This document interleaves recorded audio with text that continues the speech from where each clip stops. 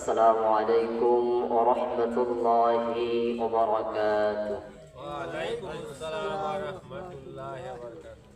إن الحمد لله الأكرم الذي خلق الإنسان وكرم وعلمه من البيان ما لم يعلم، فسبحان الذي لا يحصى امتنانه باللسان ولا بالقلم. نشهد أن لا إله إلا الله وحده لا شريك له، ونشهد أن سيدنا وسندنا وحبيبنا ومولانا محمدا عبده ورسوله، الذي أرسله بالحق بشيرا ونذيرا وداعيا إلى الله بإذنه وسراجا وقمرا منيرا. فقد قال الله تعالى في كلامه المجيد وفي فرقانه الحميد.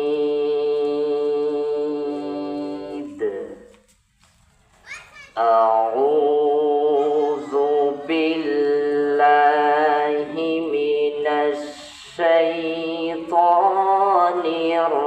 الرجيم. بسم الله الرحمن الرحيم.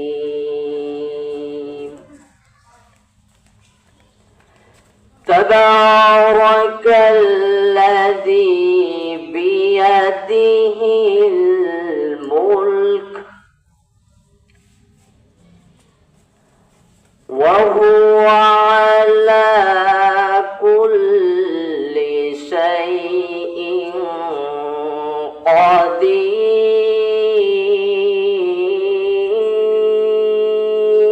الله أكبر. الذي خلق الموت والحياة ليبلوكم أيكم أحسن عملا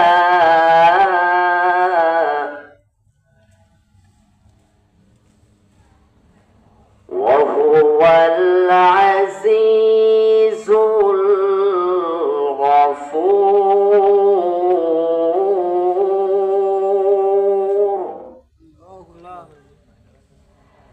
الذي خلق 7 سماوات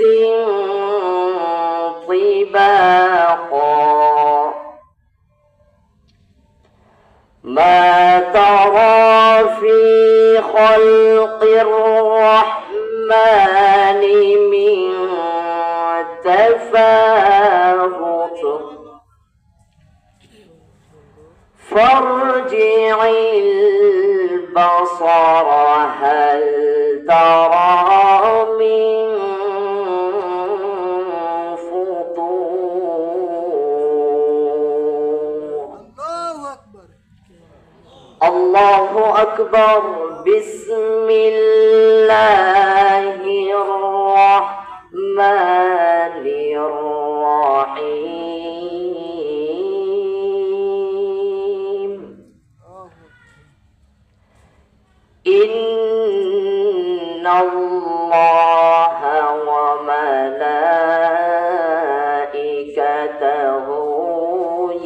يصلون على النبي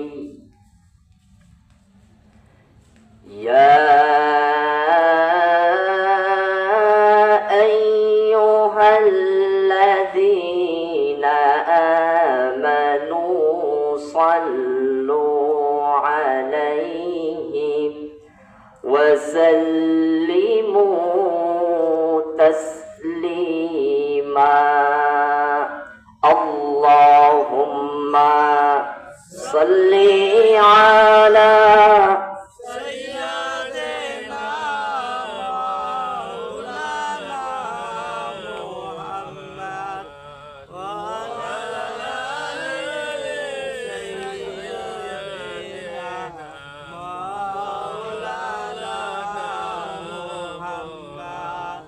নবীর প্রেমে আমাদের প্রতি ভালোবাসা আছে না নাই? আছে।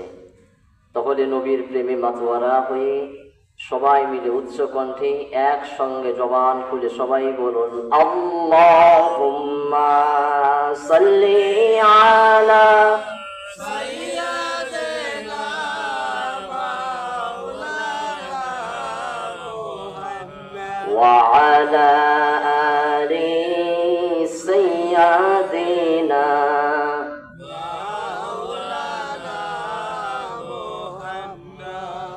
কোন একদিন এদেশের আকাশে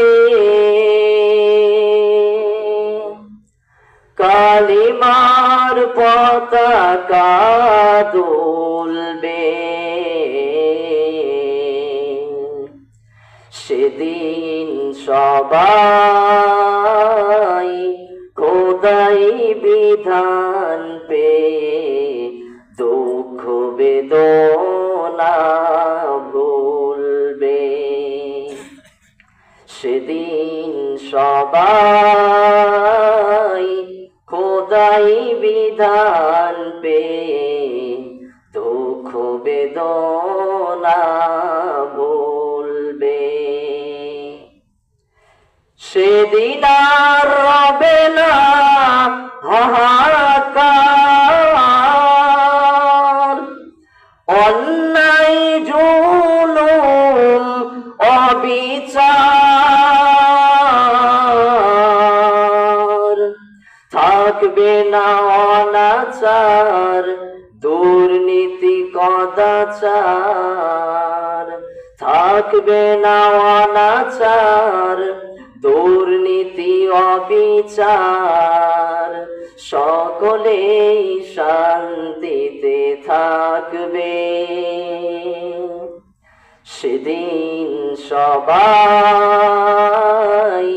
খোদাই বিধান পে দুঃখ বেদনা ভুলবে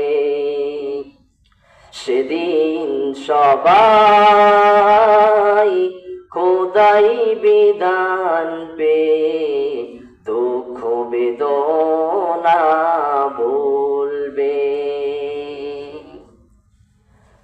সম্মানিত উপস্থিতি, আজকের জলসার সম্মানিত সভাপতি কেরাম, সভাপতি সাহেব, পর্দার অন্তর আড়ালে বসে আছেন আমার শ্রদ্ধেয়া মা এবং বোনেরা, আমার সামনে বসে আছেন দূর দূরান্ত থেকে আগত ইসলামের ঝান্ডাবাহী, তাওহীদের পতাকাবাহী, ইসলামের নরসার্দুল প্রাণ প্রিয় দিনী ভাইয়েরা। সম্মানিত উপস্থিতি, আলোচনার সূচনায় আনুষ্ঠানিকতার মধ্য দিয়ে আমার পক্ষ থেকে আবারও দিলখুলা সালাম, আসসালামু আলাইকুম ওয়া রাহমাতুল্লাহি ওয়া বারাকাতুহু। ওয়ালাইকুম আসসালাম ওয়া রাহমাতুল্লাহি ওয়া বারাকাতুহু। প্রাণ প্রিয় উল্লাপাড়া তথা আমার প্রিয় বনবাড়িয়াবাসী, আপনারা সবাই কেমন আছেন? আলহামদুলিল্লাহ ভালো আছি। আলহামদুলিল্লাহ, আল্লাহ পাক আমাকেও ভালো রেখেছে। তো সুখে থাকি আর দুঃখে থাকি, সুস্থ থাকি আর অসুস্থ থাকি, সর্বদা শুকরিয়া হবে কার? আল্লাহর। সর্বদা প্রশংসা হবে কার? আল্লাহর। আল্লাহ পাকের। মুমিনরা কখনো আল্লাহ পাকের প্রশংসা ছাড়া নিজেরা কখনো চলে না, এবং মুমিনরা সর্বদা আল্লাহ পাকের প্রশংসা নিয়ে বাঁচতে চায়। কারণ মরণ কার কখন চলে আসবে আমি আপনি কেউ জানি না। আল্লাহ পাক আমাদেরকে দুনিয়াতে পাঠিয়েছেন, আমাদেরকে মরতেই হবে, আমাদেরকে চলে যেতেই হবে। পৃথিবীর মধ্যে আমি আপনি থাকতে চাইলেও থাকার কোনো সুযোগ নেই। তো যে আল্লাহ পাক আমাদেরকে রাত্রির প্রথম ভাগে কোরআনের ময়দানে কবুল করেছেন, যেই সময় আমি আপনি সারাদিন ক্লান্ত শ্লান্ত দেহটাকে স্বস্তি দেবার জন্যে এখন একটু আরামের ঘুমের জন্য বিছানার দিকে চলে যাব, ঠিক সেই সময় আল্লাহ পাক আমাকে আপনাকে কোরআনের ময়দানে কবুল করেছেন, কিছু কথা বলা এবং শোনার জন্য সুযোগ দিয়েছেন। সেই মহান রব্বুল ইজ্জা ওয়াল জালালের দরবারে আমরা প্রাণ খুলে শুকরিয়া আদায় করছি। সকলেই দিল থেকে পড়ছি আলহামদুলিল্লাহ। লাখ কোটি দরুদ আর সালাম বর্ষিত হোক বিশ্ব মানবতার মুক্তির দিশারি, মুক্তির সনদ সাইয়্যিদুল মুরসালিন রাহমাতুল লিল আলামিন খাতামুন নবিয়্যিন আশরাফুল আম্বিয়া, সর্বকালের সর্বযুগের সর্বশ্রেষ্ঠ মহামানব সেই বিশ্ব নেতার প্রতি দরুদ আর সালাম আমরা সবাই পড়ছি সাল্লাল্লাহু আলাইহি ওয়াসাল্লাম। সম্মানিত উপস্থিতি, আমরা সবাই কি শোনার জন্য এসেছি? সবাই বলেন, কি শোনার জন্য এসেছি? আল্লাহর কোরআন। এই কোরআনের মধ্যে কোনো ভুল আছে? কোনো সন্দেহ আছে? কোনো সংশয় আছে? না। আল্লাহ পাক আমাদের জন্য এমন একটি গাইডলাইন করে কোরআনুল কারীমটাকে নাজিল করেছেন, যেই কিতাবের মধ্যে কোনো ভুল নেই। ভুল তো দূরের কথা, সন্দেহ পর্যন্ত আল্লাহ পাক কোরআনের মধ্যে রাখেন নাই। আল্লাহ রাব্বুল আলামিন কোরআনুল কারীম নাজিল করার শুরুতেই তিনি জানিয়ে দিয়েছেন, আলিফ লাম মিম যালিকাল কিতাবু লা রাইবা ফীহি হুদাল লিল মুত্তাকিন। জোরে বলুন আল্লাহু আকবার। আলিফ লাম মিম, এই আলিফ লাম মিমের অর্থ কেবলমাত্র জানেন একজন, তিনি কে? আল্লাহ। যালিকাল কিতাবু লা রাইবা ফীহি, এটা এমন একটি কিতাব যেই কিতাবের মধ্যে কোনো ভুল নেই। ভুল তো দূরের কথা, আমি আল্লাহ পাক এই কোরআনের মধ্যে সন্দেহ নামক এই জিনিসটাও রাখি নাই। সুবহানাল্লাহ। হুদাল লিল মুত্তাকিন, এই কিতাবটা মুত্তাকিদের জন্য হেদায়েতের গাইডলাইন করে যিনি পাঠিয়েছেন তিনি কে? আল্লাহ। তাহলে আমরা শুরুতেই জেনে নিলাম এই কিতাবের মধ্যে কোনো ভুল নেই। ভুল তো দূরের কথা, সন্দেহ পর্যন্ত কোরআনুল কারীমের মধ্যে নেই। সম্মানিত উপস্থিতি, আমি আপনাদের সামনে যে সূরাটা তিলাওয়াত করেছি, আমরা আসেন কোরআনুল কারীম থেকে কিছু কথা বলবো এবং শুনবো ইনশাআল্লাহ। আমাকে সময় দিবেন তো? ইনশাআল্লাহ, ইনশাআল্লাহ। তাহলে আমরা যে সূরা তিলাওয়াত করেছি, এই সূরাটির নাম হচ্ছে সূরাতুল মুলক। সবাই আমার সাথে বলেন, সূরার নাম সূরাতুল মুলক। এই মুলক মানে হচ্ছে রাজত্ব, এই মুলক মানে হচ্ছে চেয়ার, এই মুলক মানে হচ্ছে গদি। এই চেয়ার, এই রাজত্ব, এই গদি একমাত্র কার? আল্লাহ পাকের। যে সূরাটা আমরা তিলাওয়াত করেছি এইটা হচ্ছে মাক্কি সূরা। কোরআনুল কারীমে দুই ভাগে সূরা বিভক্ত, একটা হচ্ছে মাক্কি আর একটা হচ্ছে মাদানী। তাহলে আমরা যে সূরাটা তিলাওয়াত করেছি এটা সূরাতুম মাক্কিয়া। সবাই মনে রাখবেন, আবার কিন্তু আমি প্রশ্ন করব আপনাদের। আমরা যে সূরাটা তিলাওয়াত করেছি, কোরআনুল কারীমের মধ্যে সর্বমোট 114টি সূরা আছে। এই ধারাবাহিকভাবে এই আজকের সূরার নাম্বার হচ্ছে 67 নাম্বার সূরা। সূরার নাম্বার 67, এই সূরার সিরিয়াল হচ্ছে 67 নাম্বার। তাহলে আমরা আল্লাহ পাক এই সূরাটিকে কোরআনুল কারীমের মধ্যে 30টা পারা আছে। এই 30টা পারার মধ্যে আল্লাহ পাক এই 29 নাম্বার পারায় এই সূরাটা নাজিল করেছেন। তাহলে আজকের সূরার আয়াত সংখ্যা সর্বমোট 30। তাহলে চলেন আমি আপনাদেরকে একটু পরীক্ষা করি। আজকের সূরার আয়াত নাম্বার এবং এই সূরার মধ্যে কতগুলো আয়াত আছে? সর্বমোট 30টা। সবাই বলেন সর্বমোট 30টা। আজকের সূরা মাক্কি না মাদানী? সবাই বলেন মাক্কি না মাদানী? মাক্কি। এই সূরার সিরিয়াল নাম্বার কত? 67। সবাই বলেন সিরিয়াল নাম্বার 67। এই সূরা কত নাম্বার পারায় অবস্থিত? 29 নাম্বার পারায় অবস্থিত। আলহামদুলিল্লাহ, আমরা সবাই এই সূরার প্রাথমিক কিছু তথ্য জানতে পেরেছি। সেই জন্য আমরা আল্লাহর শুকরিয়া আদায় করছি, বলছি আলহামদুলিল্লাহ। তাহলে চলেন আমরা আজকে আর বেশি কথা না বাড়িয়ে সরাসরি আল্লাহ পাকের কালামের দিকে চলে যাই। এই সূরাটিকে আল্লাহ পাক মুলক মানে রাজত্ব, এই সূরার নামকরণ করা হয়েছে তাবারাকাল্লাযী বিয়াদিহিল মুলক। এই মুলক থেকে এই সূরার নামকরণ করা হয়েছে। এই সূরাটি নাজিল কাল হচ্ছে রাসূল সাল্লাল্লাহু আলাইহি ওয়াসাল্লাম যখন মক্কা মুআজ্জামায় ছিলেন, অর্থাৎ যখন হীরা গুহায় ওহী নাজিল হয়েছে, সেই যুগে সর্বপ্রথম সূরা, অর্থাৎ মক্কা মুআজ্জামায় যখন রাসূল ছিলেন, এই মক্কা মুআজ্জামায় থাকা অবস্থায় এই সূরাটা আল্লাহ পাক জিবরাইল আলাইহিস সালামের মাধ্যমে নাজিল করেছে। সুবহানাল্লাহ। সুবহানাল্লাহ। এই সূরার বিষয়বস্তু হচ্ছে আজকের আলোচনার বিষয়বস্তু। এই সূরার আলোচনার বিষয়বস্তু হচ্ছে ঘুমন্ত বিবেককে জাগ্রত করা। সবাই বলেন, আজকের আলোচনার সূরার মূল বক্তব্য ঘুমন্ত বিবেককে জাগ্রত করা। সবাই বলেন, ঘুমন্ত বিবেককে জাগ্রত করা। আল্লাহ পাক যখন এই কোরআন রাসূলের উপরে নাজিল করলেন, তখন রাসূলের বয়স ছিল 40 বছর। 1 থেকে 40 বছর পর্যন্ত রাসূলের কোনো শত্রু মক্কার মধ্যে তৈরি হয়েছিল না। কিন্তু যখন এই কোরআন নাজিল হলো, ধীরে ধীরে রাসূলের শত্রু বেড়ে গেল। আজকে শীত মনে হয় একটু বেশি।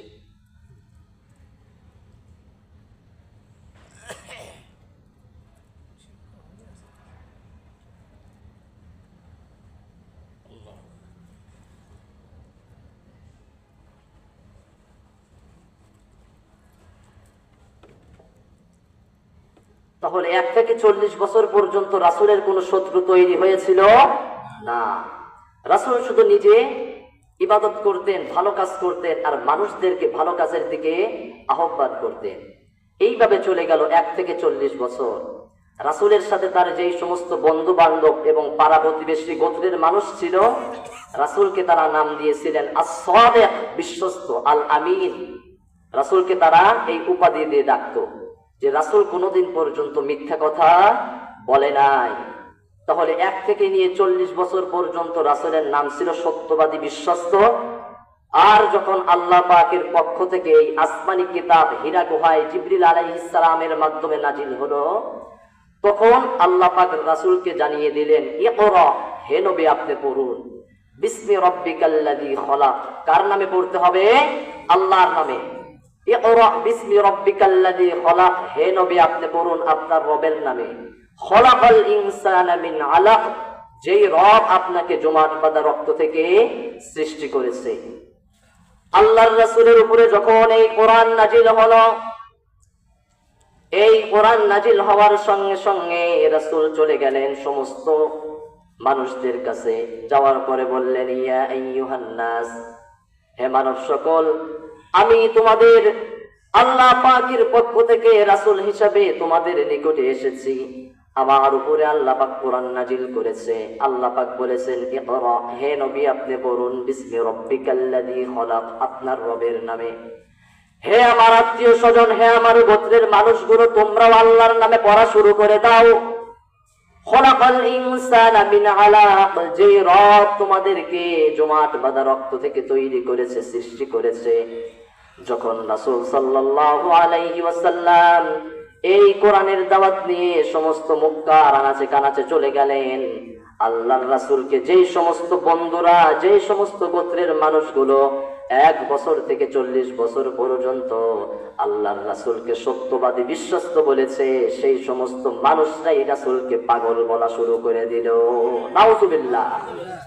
তাহলে যেই সমস্ত মানুষরা 1 থেকে 40 বছর পর্যন্ত আল আমিন বলেছে, আস-সাদিক বলেছে, বিশ্বস্ত বলেছে, যখন রাসূল তাদের সামনে আল্লাহর কিতাব কোরআন নিয়ে দাওয়াত দেওয়া শুরু করে দিল, তখন তারা রাসূলকে পাগল বলা শুরু করে দিল, পাগল উপাধি দিল। রাসূলকে কি বলল? পাগল বলল। রাসূলকে বিভিন্ন ভাষায় তারা গালিগালাজ শুরু করে দিল। আল্লাহর রাসূলের উপরে ধীরে ধীরে যখন ওহী নাজিল হওয়া শুরু করে দিল, মক্কার কাফেররা রাসূলকে সর্বপ্রথম নাম পাল্টিয়ে দিল আল আমিন থেকে পাগল।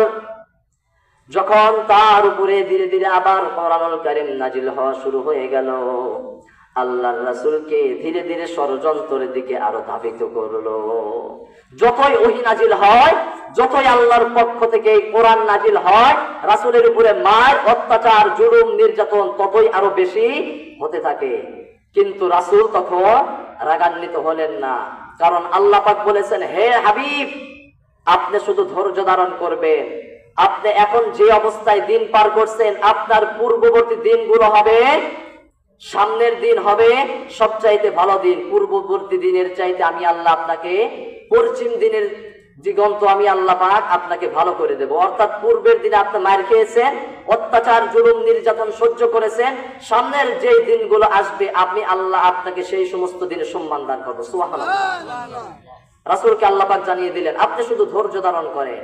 মক্কার কাফেররা আপনাকে পাগল বলে, আপনাকে জাদুকর বলে, আপনাকে গণক বলে, আপনি শুধু ধৈর্য ধারণ করেন, এর জবাব আমি আল্লাহ ঠিক মতো দিয়ে দেবো। সুবহানাল্লাহ।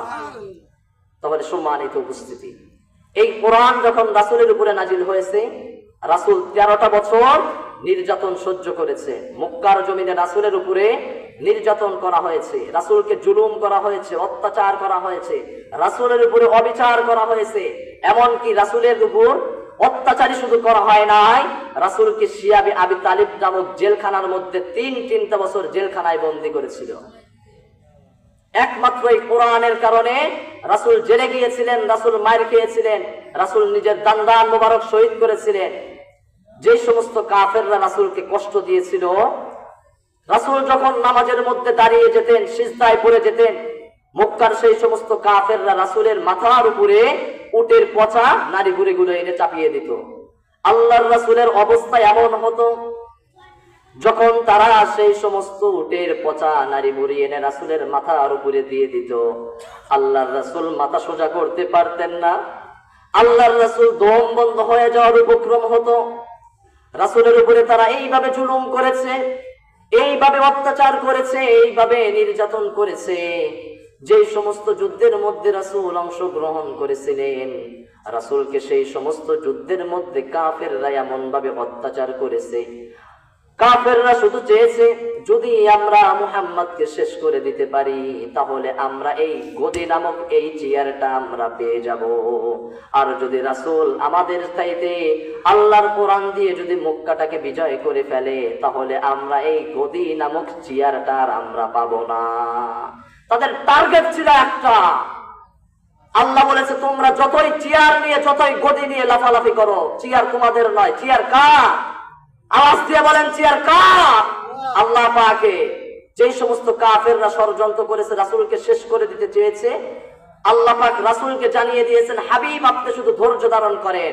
এই অত্যাচারের, জুলুমের, নির্যাতনের এই সমস্ত কথাগুলো আমি আল্লাহ ধীরে ধীরে আপনাকে সামনের দিকে দিয়ে দেবো। সুবহানাল্লাহ। এইভাবে আপনাকে অত্যাচার করেছে, এইভাবে জুলুম করেছে, অল্প দিনের মধ্যেই আমি আল্লাহ আপনাকে তাদের হাত থেকে বাঁচিয়ে দেব। তাহলে কোরআন নাজিল হয়ে গেল, রাসূলের উপরে ধীরে ধীরে ষড়যন্ত্র বেড়ে যাচ্ছে। সর্বপ্রথম তাদের রাসূলকে তারা নাম পাল্টিয়ে দিল, পাগল বলেছিল, জাদুকর বলেছিল, রাসূলকে বিভিন্ন ভাষায় গালিগালাজ করেছে। যখন ধীরে ধীরে কোরআন নাজিল হওয়া শুরু হয়েছে, তখন রাসূলের উপরে আরো অত্যাচার বেশি হয়ে পড়েছে, সাহাবায়ে কেরামদের উপরে ধীরে ধীরে অত্যাচার বেশি হয়েছে। তাহলে সম্মানিত উপস্থিতি, এই কোরআন নাজিল করেছেন কে? সবাই বলেন, কোরআন নাজিল করেছেন কে? আল্লাহ পাক। আমরা যারা এখানে বসে আছি, এই কোরআন মানি তো? সবাই বলেন মানেন। আমরা যারা এখানে বসে আছি, আমরা কি অমুসলিম আছি কেউ? না। তাহলে এই কোরআন থেকে কথা বললে কারোর কোনো সমস্যা হবে না তো?